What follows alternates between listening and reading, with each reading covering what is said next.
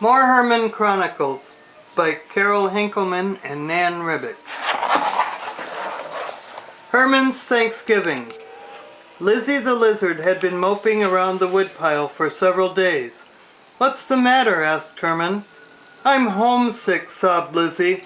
"It was exciting riding down the canyon in the flash flood, but I miss my family, and it's too far to walk back up the canyon to get home."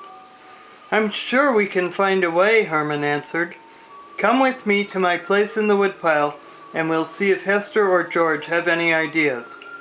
Lizzie perked up a bit. "They say that 2 heads are better than 1, he said. "So if we add up everyone in your family, plus me, that will be 7 heads all thinking at once. Surely we can come up with a plan."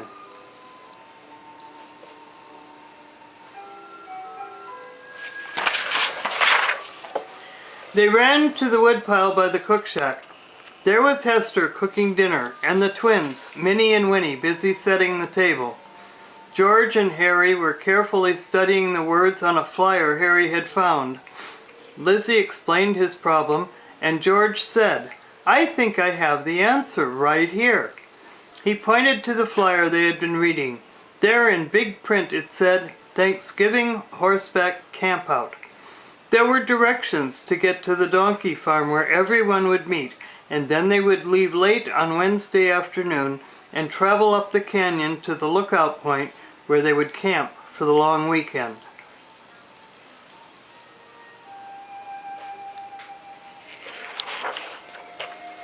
The following morning, everybody woke up early to prepare for the trek up the mountains to Lizzie's home. Lizzie was really excited. "I can't wait to see my family and introduce them to yours. My mom is a great cook, and I know she's going to want you all to stay for dinner.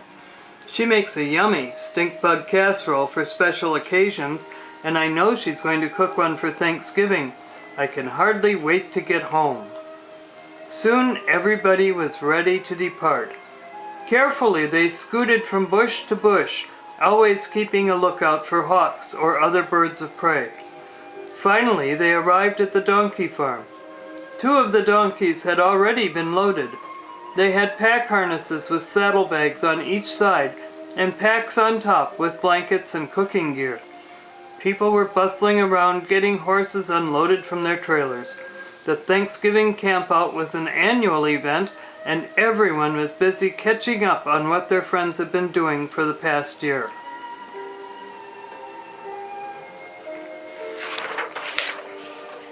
Lizzie and Herman and his family hid under the chicken house where they could see without being seen. "We need a plan," Lizzie whispered. "Each donkey has 2 saddlebags," commented Hester. "I think I could get into one with the twins. George and Harry could get into another, and maybe Herman and Lizzie could each get into a separate bag. That way we will be separated, but still pretty close together in case of trouble." "Good idea," Herman said. "How do you think we can get into the bags without getting caught?" "Look," Lizzie said, pointing with his nose.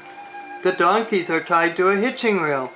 We can climb up the rail and then run up the ropes to their halters and through their manes to the tops of the saddlebags."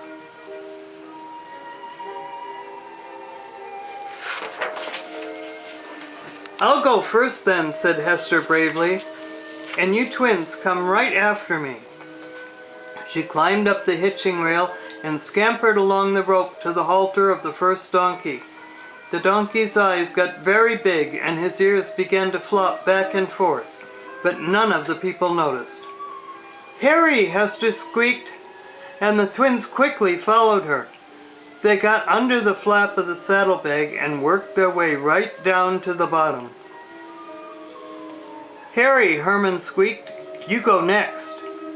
Harry ran next to the next donkey and got himself safely into a saddlebag. "This is working quite well," Lizzie said. "You next, George." Grandpa George started for the same donkey that Hester and the twins had climbed onto, but as he reached the halter, the donkey shook its head, and George flew off and back onto the ground.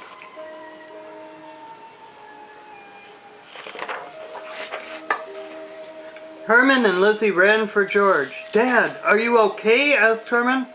"I'm fine," answered George, "just a little bruised." "Hurry," Lizzie called, "or we'll be caught." Herman quickly ran up one end of the hitching rail and George ran up the other. They made their way to different donkeys and finally into the saddlebags. Lizzie sauntered slowly across the rail. That's what lizards normally do. They saunter and stop and look around and then move again. Fortunately, no one was paying any attention, and soon he too had found its way into a saddlebag.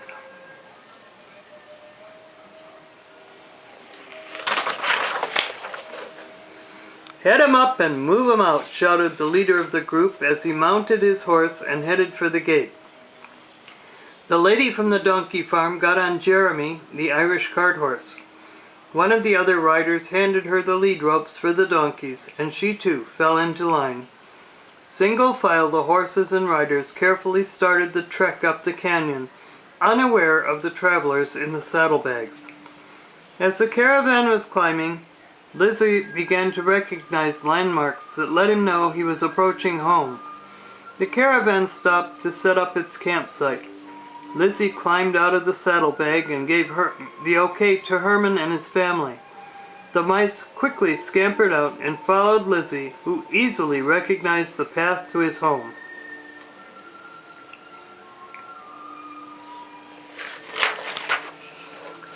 He found his mother and father sunning themselves on a rock, and let out a squeal of delight when he saw them. At the sound, his father Dizzy turned. "Lizzie, my son," he called out, "where have you been? We thought you drowned in the flood." His parents jumped up, slithering around him lizard style and hugging him with love. Herman and his family had followed Lizzie and saw the tender reunion. Lizzie's mom, Millie, looked up and saw the mouse family. "Who are they, Lizzie?" she asked. "Mom," answered Lizzie, "these are my friends, Herman, Hester, Minnie, Winnie, Harry, and George. When the flood came, we were all hiding from the rain in an old refrigerator and ended up escaping by floating down the canyon in ice cube trays. They have welcomed me into their family, and I have lived all these months in the woodpile near their home."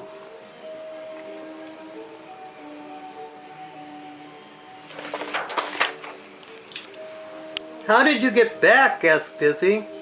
"We came with the horse caravan," answered Lizzie. "The whole mouse family helped with the plan, and so here we are." "We're so glad to have you home again," Millie said with tears in her eyes. "Are we having the usual Thanksgiving dinner?" asked Lizzie.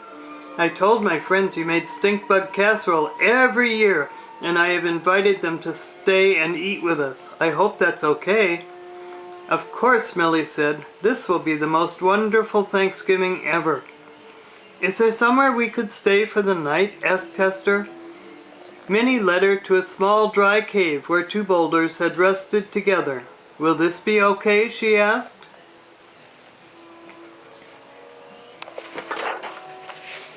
"It's perfect," answered Hester. She and the twins began to hustle around, gathering leaves and grasses to make little beds for everyone. Meanwhile, the guys had gathered on top of a sunny flat rock to enjoy the warmth and to talk. Lizzie went on and on about the exciting trip in the flash flood. Lizzie's brother and sister, Spot and Scales, had joined them, listening intently to every word. Millie shared with Hester her recipe for stink bug casserole. Hester thought it sounded good, but frankly, it wasn't exactly mouse cuisine. She shared her thoughts with Millie, who smiled and said, "I can arrange some tidbits that will be more to your family's taste. For now, let's get started on setting the table." Hester and Millie, accompanied by Minnie and Winnie and Scales, began to arrange the table. The guys sat outside waiting for the dinner call, talking about the flood and how frightening an experience it had been.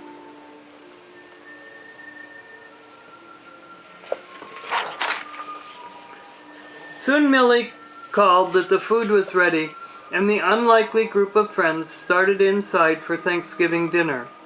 Since George was a guest and the oldest one there, He was invited to say grace. "Harumph," he started out. "Today is truly a day of Thanksgiving for all of us. We have survived a terrible catastrophe and have given each other a helping hand when needed. Along the way, we have made new friends, and we are grateful to share this bountiful dinner together." The table was loaded with food.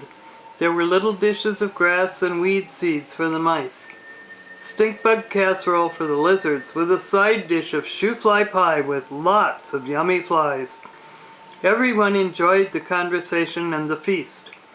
After dinner, the mice and the lizards headed for their own places to sleep, the lizards in their pile of leaves and bark, and the mice to their warm cave.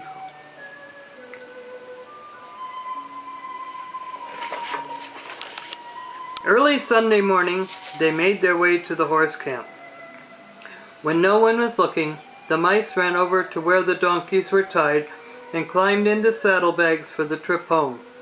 They knew the donkeys would stop at the donkey farm, but did not know which horses would stop there to be loaded into trailers and which would just continue to their own homes on foot.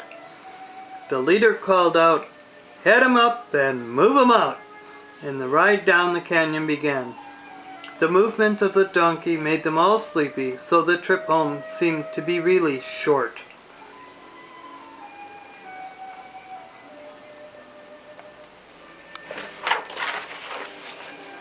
Finally, they were back at the donkey farm. The mice managed to get out of their saddlebags undetected and headed home. No one had noticed them at all. Only the donkey wagged his ears and hee-hawed a goodbye. The long climb up to the woodpile by the cook shack was finally over. "I certainly enjoyed the weekend," replied George. "That Dizzy told some great stories." "It was a very nice weekend," Hester said, "but I'm glad to be home." "It was good to get Lizzie back to his family," the twins squeaked. "Yes, it was," said Harry. George, being the oldest, had nothing to say. He had already fallen asleep in his chair. The end, for now.